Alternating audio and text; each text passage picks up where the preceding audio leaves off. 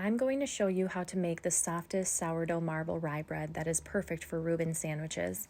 This recipe requires active sourdough starter, warm water, honey, rye flour, bread flour, salt, molasses, and cocoa powder.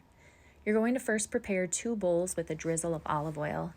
In a stand mixer, combine sourdough starter, warm water, and honey, and then you're going to add the rye flour and the bread flour and salt.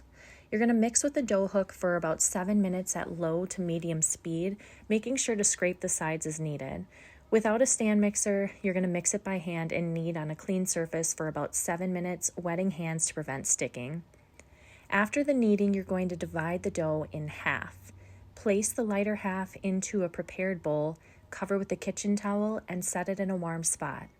Then you're going to mix the remaining dough with cocoa powder and molasses until combined. There's no need to mix for too long with these ingredients. What I like to do is maybe mix it for an extra minute, and then I take it out of the machine and I use my hands to incorporate the molasses and the cocoa powder myself. Place the cocoa powder dough ball in the other prepared bowl and set it aside in a warm spot. Let the dough rest for 30 to 60 minutes, then perform stretch and folds on each dough ball, 4 folds per round.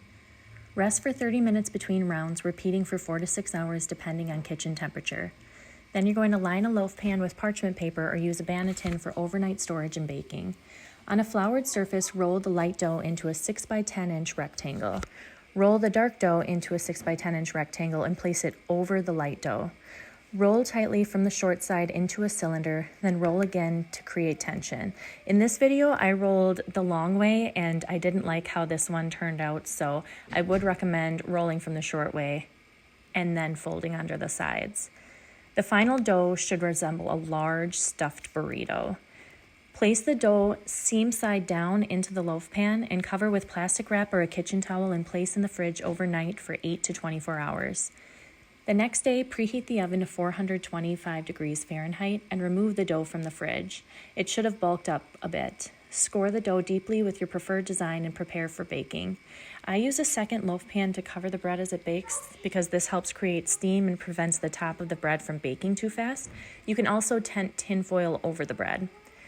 You'll bake the bread for a total of 35 to 40 minutes. Bake for 20 minutes covered, then remove the loaf pan or aluminum foil and bake uncovered for another 15 to 20 more minutes. Use a kitchen thermometer to check when the bread is done. If the thermometer reads 205 degrees Fahrenheit, it's ready to come out of the oven. Allow it to cool for at least 30 minutes before cutting into the bread and serving. If you cut into it while it's still hot, the bread will have a gummy texture.